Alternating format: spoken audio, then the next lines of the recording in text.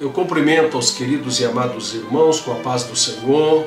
É um motivo de grande alegria podermos estarmos aqui, de realizar esta pré-aula da lição de número 8, que está com uma temática muito maravilhosa, que é o lugar santíssimo. E fazendo uso da crítica textual, nós vamos passar o nome dele em hebraico, dessa expressão do lugar santíssimo. Então você vai pronunciar Kodesh HaKodashim. Nós aprendemos que o lugar santo é HaKodesh, e agora o lugar santíssimo você vai pronunciar Kodesh HaKodashim. Muito bem. E antes de adentrarmos a aula, nós iremos fazer uma oração para que o Senhor possa nos abençoar esta pré-aula. Amém? Vamos orar? Oremos ao Senhor. Senhor Jesus Cristo, abençoa o teu filho, a tua filha que está nos acompanhando através desta pré-aula. Senhor, que te possa abençoar as suas vidas, seus familiares, seus sonhos, seus projetos, como também se eles necessitam de um milagre, Senhor, opera o milagre, a bênção e a vitória, Senhor, a cura, Senhor Jesus Cristo, para a glória do teu nome, no nome poderoso de Jesus Cristo. Pai Celestial, nós oramos a ti e agradecemos. Amém, Senhor. Amém, Jesus. Aleluia. Que Deus abençoe a todos. Então, nós estaremos fazendo a leitura do texto áureo desta aula, que diz: mas depois do segundo véu estava o tabernáculo, que se chama o Santo dos Santos, Hebreus capítulo 9 e o verso 3. Verdade prática: pelo sangue de Jesus Cristo, o véu da separação foi rasgado, e hoje temos liberdade e confiança para entrar no trono da graça de Deus. Muito bem, vamos para a leitura bíblica em classe, que está registrada em Êxodo capítulo 26, verso 31 a 35, capítulo 9 de Hebreus, versos 1 a 5, Mateus capítulo 27 e o verso 51.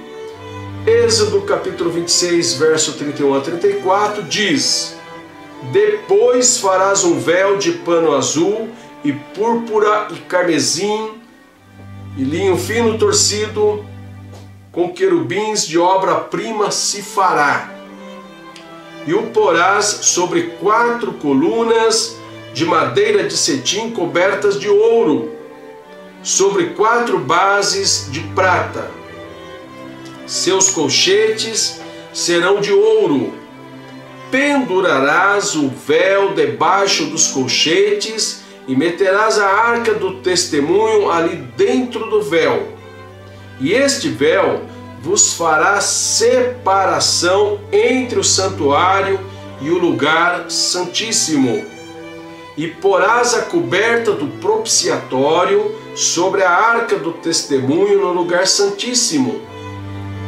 E a mesa porás fora do véu, e o castiçal defronte da mesa ao lado do tabernáculo para o sul, e a mesa porás a banda do norte. Hebreus capítulo 9, verso 1 a 5. Ora, também o primeiro tinha ordenado de culto divino, e um santuário terrestre. Verso 2. Porque um tabernáculo estava preparado, o primeiro em que havia o candeeiro e a mesa e os pães da proposição, ao que se chama o santuário. Mas, depois do segundo véu, estava o tabernáculo, que se chama o Santo dos Santos, que tinha o incensário de ouro e a arca do concerto, coberta de ouro toda em redor, em que estava um vaso de ouro que continha o maná e a vara de Arão que tinha florescido e as tábuas do concerto. E sobre a arca os querubins da glória que faziam sombra no propiciatório, das quais coisas não falaremos agora particularmente. Mateus capítulo 27, verso 51. Eis que o véu do templo se rasgou em dois, de alto a baixo, e tremeu a terra e fenderam-se as pedras. Muito bem, nós vamos para o objetivo geral, que diz explicitar que temos a liberdade de entrar no lugar santíssimo. Objetivos específicos: destacar o véu do lugar santíssimo, mostrar o propósito do véu interior. Terceiro, salientar como era o lugar santíssimo. Muito bem, nós vamos para a introdução, e nesta introdução vamos dizer o seguinte, que o lugar santíssimo era o local mais reservado do tabernáculo. O que nós estudamos até aqui, de todas as lições anteriores, e agora nesta lição do lugar santíssimo, está presente os limites que os filhos de Israel tinham como povo, e depois os sacerdotes e também o sumo sacerdote. Então cada um tinha que observar os seus limites, para não ultrapassar os seus limites. Então, é um exemplo para cada um de nós, que nós, na igreja do Senhor, fazendo parte, cada um de nós temos as nossas responsabilidades, temos os nossos limites, para que nós não venhamos a sofrer consequências terríveis. Então é muito importante, lembramos que Arão perdeu 2 de seus filhos porque eles ultrapassaram seus limites e foram consumidos. Uzá também foi consumido quando Davi intentou levar a arca para Jerusalém de forma errada. Então, é uma observação que nós precisamos ter com respeito às coisas de Deus. Tem que ser por amor, com temor, para que nós possamos ir bem na presença do Senhor nosso Deus e do seu Santo Filho, Jesus Cristo. E é bem verdade que o Espírito Santo de Deus nos faz lembrar das palavras que Jesus nos tem dito, através das palavras contidas na Bíblia Sagrada. Então o Espírito de Deus nos faz lembrar, para que possamos observar. Amém? Então nós vamos para o tópico de número 1. O véu do lugar santíssimo. Então a primeira coisa que nós iremos comentar é acerca do véu.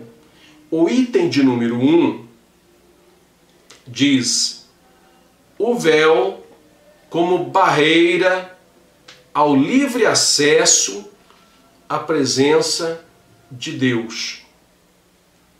O véu como barreira ao livre acesso à presença de Deus. O véu era uma cortina feita de linho fino branco, entretecido com fios de cores azul, púrpura e carmesim. O propósito desse véu era separar o lugar santo do lugar santíssimo. Êxodo 26, verso 33. E eu quero já passar para os irmãos passar para você que está participando deste vídeo, fazendo uso da crítica textual, acerca da palavra original do véu. Então nós temos aqui a palavra que, se nós fôssemos ler no português, seria paroquete. Mas no hebraico a pronúncia é parorrete. Parorrete. Embora a transliteração seja um K, esse K às vezes ele tem o som de Rá. E justamente nesta palavra ele tem o som de Rá. Certo? Então a pronúncia é parorrete, que se traduz por véu e cortina. Tá? No grego, equivale então a palavra no grego de katapétasma. Katapétasma, que significa véu, cortina. Uma vez dado esse significado, nós vamos voltar aqui neste item de número 1, né, que o véu como barreira ao livre acesso à presença de Deus. Então esse véu, ele também preservava a vida dos próprios sacerdotes, porque o sacerdote ele não poderia entrar no lugar santíssimo. A Bíblia nos revela isso. Então havia um limite para os sacerdotes. Então já vimos que havia um limite para o povo, havia um limite para os sacerdotes, e somente o sumo sacerdote podia entrar no lugar santíssimo, ainda assim mesmo com restrições. Não era a hora que ele queria, não. Tá? Nós vamos ver isso logo mais à frente. Então, o véu era uma barreira, era como uma barreira ao livre acesso à presença de Deus. Então, o lugar santíssimo, ele representava mais do que nunca a presença de Deus. Porque Deus se manifestava entre os querubins, né, da arca do testemunho, a arca da aliança. Muito bem. Nós vamos para o item de número 2 deste primeiro tópico. O véu tinha um bordado especial com a figura de querubins. Deus ordenara que se bordassem no véu à mão as figuras de querubins. Então nós temos aí os querubins que estava presente ali no lugar santíssimo, através de uma figura bordada ali no véu. E nós vemos, e alguém poderia questionar, alguém poderia arguir, por que bordar ali querubins, né? Porque isso significa que o trono de Deus, né, é protegido ali pelos querubins. No passado, vemos que Satanás ele se rebelou contra Deus e foi lançado por terra. Ele era um querubim, queria ser igual a Deus, e Deus o lançou por terra. Muito bem. Nós vamos, terminando este item 2, o véu, vamos para o item 3 deste primeiro tópico, o véu e o trançado de seus fios. Muito bem. O que significaria o véu e o trançado de seus fios? Para nós, o tabernáculo e seus móveis sagrados tipificavam o Senhor Jesus, como nós já vimos em lições anteriores. E não somente o Senhor Jesus, mas tipificava também a igreja do Senhor. Tipificava, então, Jesus e a sua igreja, que somos nós, né? Graças a Deus.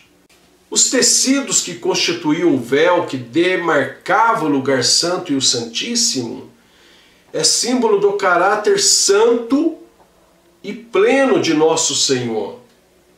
Assim, a cor azul aponta a sua divindade, a púrpura, a sua realeza. Jesus é o Rei dos Reis, Senhor dos Senhores. Aleluias, aleluia, glória a Deus. Muito bem.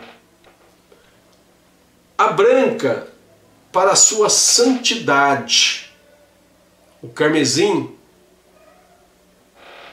para a sua obra expiatória por toda a humanidade. Muito bem.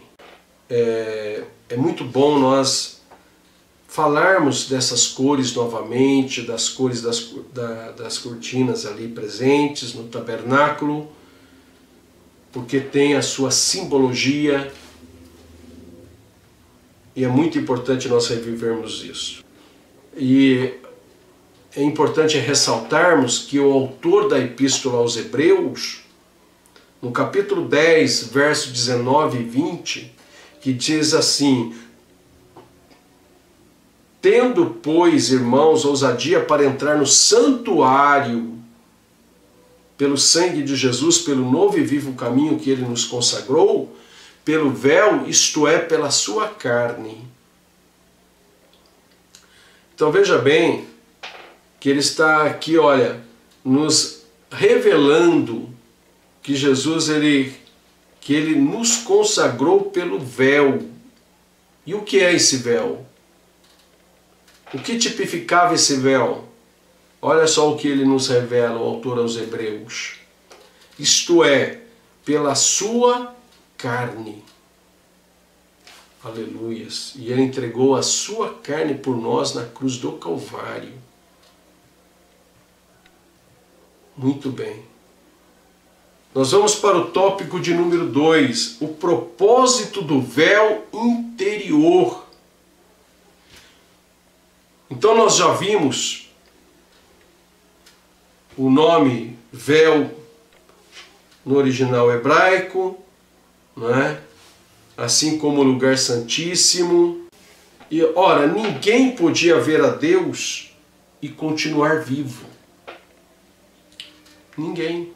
Em Hebreus, então, o véu tipificava a carne de Cristo, que encobria a presença divina em seu corpo. No item 2 deste segundo tópico, o véu, um impeditivo ao acesso à presença de Deus.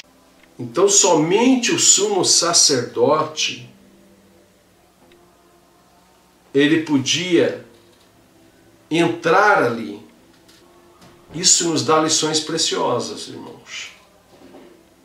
Cada um de nós temos os nossos limites na vida, na casa do Senhor. Cada um de nós temos os nossos limites, temos as nossas responsabilidades, temos os nossos deveres. E é importante nós observarmos isso, não queira ultrapassar os seus limites. Devemos respeitar o pastor da igreja, o anjo da igreja.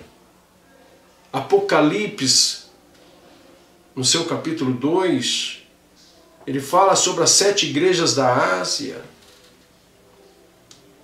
E fala ao anjo da igreja que está, seja em Éfeso, Esmirna, Laodiceia, Tiatira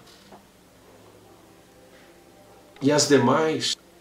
Então, temos que respeitar ao anjo da igreja, ao pastor da igreja. E ele, por sua vez, diante de Deus, ele tem os seus limites. Então ele tem a sua responsabilidade diante de Deus, de conduzir o rebanho do Senhor. Mas nós temos que respeitá-lo. Nós vamos para o item de número 3, deste segundo tópico. O véu indicava o caminho à presença de Deus. Então, logo depois do véu, estava a presença de Deus. Estava a presença de Deus. E o sacerdote, o sumo sacerdote, ele podia entrar então ali no lugar santíssimo uma vez por ano, chamado o Yom Kippur, o dia do perdão. Porque Deus iria perdoar os seus pecados dele, como também o pecado do povo de Israel. Então no sétimo mês, no 10º dia, ele iria entrar ali. Iria fazer expiação pelos seus próprios pecados e o pecado do povo de Israel. Se houvesse sacerdotes até o dia de hoje, o Yom Kippur, em 2019, a título de informação, aconteceria no dia 8 de outubro, ao pôr do sol do dia 8 de outubro, ao pôr do sol do dia 9 de outubro. Se houvesse ainda o sacerdócio, segundo a ordem de Arão, seria isto. Os judeus guardam essas datas até o presente, até os dias contemporâneos a nós. Mas eles já não celebram isso como na época que tinham os sacerdotes, que se acabou por ocasião da destruição do Templo de Jerusalém no ano 70 depois de Cristo, conforme profetizou o nosso Senhor e Salvador Jesus Cristo. E Jesus, ele é o sumo sacerdote. Ele ofereceu-se uma vez a si próprio para expiar os nossos pecados, para nos perdoar. O sumo sacerdote só podia entrar no lugar santíssimo mediante o sangue da expiação. Se ele não entrasse ali com o sangue da expiação, ele seria consumido. Então veja a responsabilidade. Todos nós que exercemos funções na casa de Deus, precisamos observarmos os mandamentos do Senhor. Então hoje a obra expiatória de Jesus é o único meio que temos para chegarmos à presença de Deus. Então, mediante a obra expiatória de Jesus. Efésios capítulo 2, versos 8 e 9, Hebreus capítulo 10, versos 19 e 20. E 1 Timóteo capítulo 2, 5, ele diz que há um só mediador entre Deus e os homens, Jesus Cristo. Ele é o perfeito mediador. Nós vamos para o tópico de número 3. Como era o lugar santíssimo? Era um lugar quadrangular, tinha aproximadamente 5 metros de largura, 5 metros de comprimento e 5 metros de altura. É uma medida aproximada, mas eram medidas iguais. Comprimento, largura e altura. Então era um cubo. Muito bem. As medidas usadas eram medidas em côvados, que literalmente seria do cotovelo ao dedo médio. Do cotovelo ao dedo médio. Aproximadamente 50 centímetros. Bom, o lugar continha apenas um mobiliário, a Arca da Aliança. A Arca da Aliança. Então tinha um único mobiliário, a Arca da Aliança. Só que tem uma coisa, dentro da arca tinha algumas coisas que, na própria leitura que já fizemos no princípio da aula desta preleção, ela indica para nós os objetos que estavam dentro da arca. Logo depois do véu, então tinha, vamos aqui, Hebreus capítulo 9, verso 1 a 5. Ele fala que no verso 3 de Hebreus capítulo 9, ele fala, olha, mas depois do segundo véu estava o tabernáculo, que se chama o Santo dos Santos. É muito importante nós observarmos que, quando fala Santo dos Santos, ele usa o termo tabernáculo. Quando fala o lugar santo, que é a primeira parte, ele fala santuário. Tá? E às vezes ele fala primeiro tabernáculo, falando também do lugar santo. E o segundo tabernáculo, ele está falando do lugar santíssimo. Então Hebreus, ele usa essas expressões. Tá? Essa variação das expressões do lugar santo e do lugar santíssimo. Bom, então diz aqui, olha, mas depois do segundo véu estava o tabernáculo, que se chama o Santo dos Santos, que tinha um incensário de ouro e a arca do concerto, coberta de ouro todo em redor, em que estava um vaso, estava na arca do concerto. Estava o quê? Um vaso de ouro que continha o maná. E a vara de Arão que tinha florescido. E as tábuas do concerto. E sobre a arca, os querubins da glória, que faziam sombra no propiciatório. Então, é importante nós observarmos, como diz aqui no item 2, desse último tópico, que a Arca da Aliança tipificava a plenitude da presença de Deus. Então, por isso que qualquer pessoa que entrasse lá que não fosse o sumo sacerdote, era consumido. Então, no Novo Testamento, essa imagem revela o que Paulo escreveu aos Efésios. Porque Deus habitava no meio do seu povo, no povo de Israel, ali no tabernáculo, ali no lugar santíssimo. E na Habrit Hadashah, que é o Novo Testamento em hebraico, essa imagem revela o que Paulo escreveu aos Efésios, então, para que Cristo habite pela fé no vosso coração,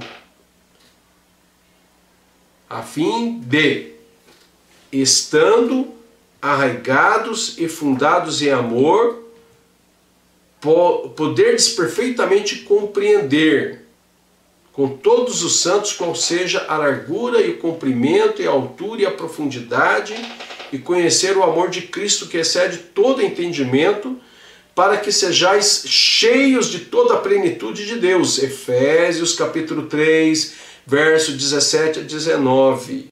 Certo? Agora no item 3, diz, olha, o que podemos aprender por trono de Deus e a importância do lugar santo? Então nós já vimos, o lugar santo é a antessala do lugar santíssimo, né? Que mostra o caráter santo da presença de Deus, representada na Arca da Aliança, porque o Deus santo e glorioso ali estava. Então, irmãos, não vamos desprezar a salvação que Jesus Cristo tem nos dado. Não vamos desprezar o sacrifício de Jesus na cruz do Calvário. Não vamos desprezar. Porque os que desprezam perdem a sua salvação. E o apóstolo Pedro, no capítulo 5, verso 8, primeira epístola de Pedro, diz que o nosso adversário, ele anda em derredor, bramando como leão, buscando a quem possa tragar. Jesus, ele ensinou uma fórmula de como nós vencermos. Ele disse: vigiai e orai para não cairdes em tentação. Nós concluímos esta pré-aula dizendo que o lugar santíssimo representa a presença santíssima e gloriosa de Deus no meio do seu povo. E que Jesus Cristo, ele é o sumo sacerdote perfeito. E quando Jesus, na cruz do Calvário, entregou o seu Espírito a Deus,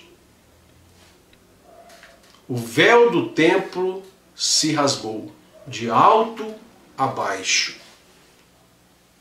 Então hoje nós temos liberdade, temos ousadia e confiança.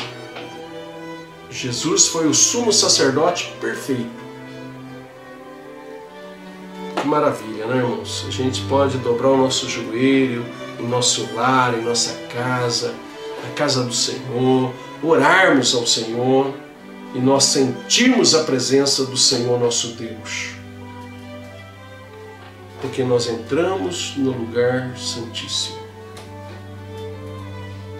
Porque nós entramos na presença de Deus. Aleluia. Que Deus nos abençoe e que você tenha aprendido algo maravilhoso através desta pré-aula. Que Deus abençoe a todos, que o Espírito Santo de Deus continue falando em cada coração. Até a próxima pré-aula, se Jesus assim permitir. A paz do Senhor.